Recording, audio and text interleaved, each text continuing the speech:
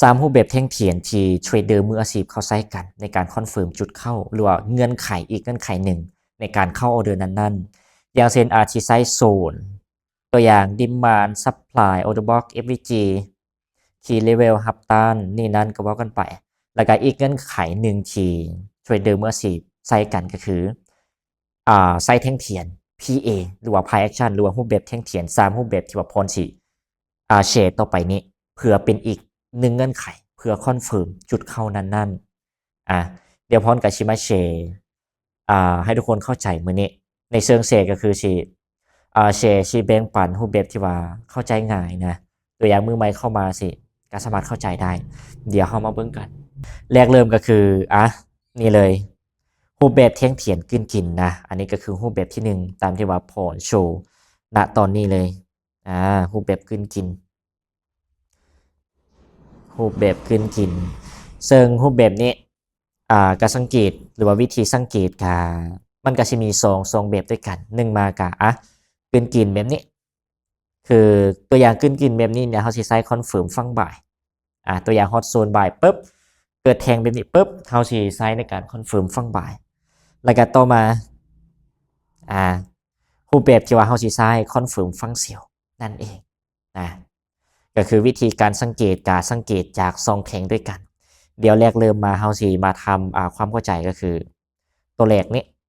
การคอนเฟิร์มเพื่อบ่ายสังเกตก็คือมันสิมีแทงแดงนี้แล้วก็แทงเขียวล่าสุดสังเกตเพียงแต่2แทงนี่แหละสังเกตจากแทงเขียวก็คือมันกลืนกินแทงแดงแทงเขียวนี่มันปิดเหนือแทงนี้แล้วก็มันกลืนกินสังเกตง่ายๆแบบนี้ซึ่งรูปแบบกราฟเนี่ยนะมันก็เป็นรูปแบบนี้อย่างเช่นช่วงล่างนี่นะมันเป็นเทรนแท่งเทียนลงมาปุ๊บเกิดแทงนี้ปุ๊บแล้วก็แทงล่าสุดแทงนี้เกิดแทงเขียวที่ว่ากลืนกินแบบนี้ก็แสดงว่าเราก็จะได้แทงเทียนในการคอนเฟิร์มตัวอย่างมันลงมาฮอดปุ๊บฮอดโซนได้1อย่างเช่นโซนดีมานด์บ่ปุ๊บแล้วเกิดแทงคอนเฟิร์มแบบนี้ก็สามารถพิจารณาเข้าบ่ายหลังจากมันปิดแทงแต่ก็เห็นว่ามันกลืนกินงามๆแบบนี้เข้าได้อันนี้ก็คือรูปแบบกลืนกินเพื่อคอนเฟิร์มฟังบ่ายเดี๋ยววันนี้เราสิมาเบิ่งรูปแบบที่กลืนกินฟังเซลกันฟังเซลก็คือ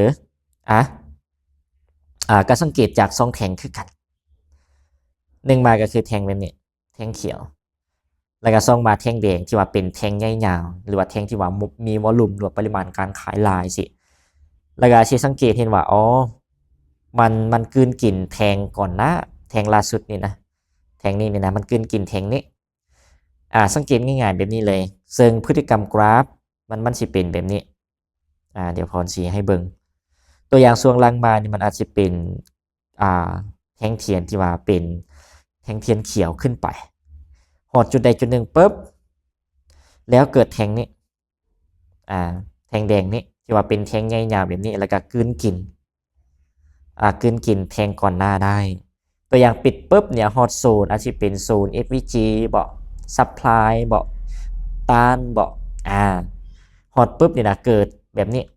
ก็สามารถเข้าจุดนี้เข้าเซลล์จุดนี้ได้อันนี้ก็คือรูปแบบกลืนกินฟังเซลล์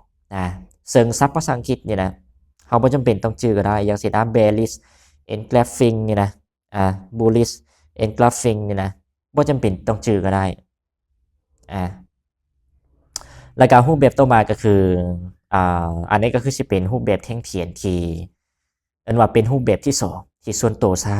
รูปแบบที่2ชื่อว่าเป็นแท่งปฏิเสธราคาหรือว่าศัพท์ภาษาอังกฤษชื่อว่าเป็นแท่งแฮมเมอร์หรือว่าแท่งคอนตีสังเกตก็คือมันก็จะมี2แบบด้วยกัน1มาก็คือคอนเฟิร์มฟังบ่าย2มากับคอนเฟิร์มฟังเซลแบบนี้ซึ่งวิธีสังเกตก็คือเขาสิสังเกตแทงเดียวสิเริ่มจากแทงนี้หรือว่าคอนเฟิร์มฟังบ่ายนี่ก่อน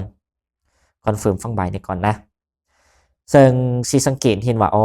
มันมีไส้นี่นะดันลุ่มยาวนะยาวกว่าเนื้อเทียนนี่นะประมาณ3 เท่าซึ่งเนื้อเทียนนี่นะมันสิเป็นสีแดงก็ได้สีเขียวก็ได้เพราะเพียงแต่ว่ามันมีไส้มันถอดไส้ยาวจังซี่นี่นะ ปิดปุ๊บนี่นะเฮาสามารถคอนเฟิร์มเข้าบ่ายได้นะปิดปุ๊บเนี่ยนะก็เข้าบ่ายได้แบบนี้ซึ่งเนื้อเทียนนี่นะมันสิเป็นสีแดงก็ได้หรือว่าแท่งแดงก็ได้เพราะเพียงแต่มีไส้ยาวแบบนี้ตัวอย่างฮอตโซนดีมานปุ๊บหรือว่าโซนออโตบ็อกปุ๊บแล้วเกิดแท่งแบบนี้ก็สามารถเข้าได้เข้าบ่ายได้แล้วก็ต่อมาสิเป็นคอนเฟิร์มฟังเสียวนะก็คือแท่งนี้เลยคอนเฟิร์มฟังเสียวก็สังเกตกับแท่งเดียวคือสิมีไส้ดันถึงยาวแบบนี้ซึ่งเนื้อนี่นะเป็นสีแดงก็ดีเป็นสีเขียวก็ดีนะเพราะเพียงแต่มีไส้วิธีสังเกตตัวอย่างเห็นแท่งแบบนี้ปุ๊บนี่นะฮอตโซนซัพพลายบอกหรือว่าโซนที่ว่าเฮาเล็งเซลล์ปุ๊บแสดงว่าคอนเฟิร์มเฮาก็สามารถเข้าเซลล์ได้เข้าเซลล์ได้แล้วก็สังเกตจากเนื้อเทียนนี่นะอาจสิใหญ่ก่อนเอิ้นว่าไซส์นี่นะความยาวของไซส์นี่นะอาจสิ2เท่า3เท่าของเนื้อเทียนอันนี้ก็คือรูปแบบที่2แล้วก็รูปแบบสุดท้ายก็คือเป็นแทงโดจิแทงโดจิก็คือวิธีการสังเกตนี่นะมันสิมีไส้ดันถึงยาวนะดันถึงยาวดันรุมยาวแล้วก็เนื้อนี่เนื้อน้อยบ่อันนี้ก็เป็น2รูปแบบที่หยิบยกขึ้นมาไส้ดันรุมก็ยาวไส้ดันถึงก็ยาวเนื้อมันน้อยวิธีสังเกตซึ่งสามารถใช้คอนเฟิร์มคือจุดเซลล์ได้จุดบ่ายได้แล้วก็รูปแบบแท่งเทียนเนี่ยนะคันเว้าอีหลีก็คือสมาร์ทไซส์ตัวอย่างมันเกิดเป็นเนื้อ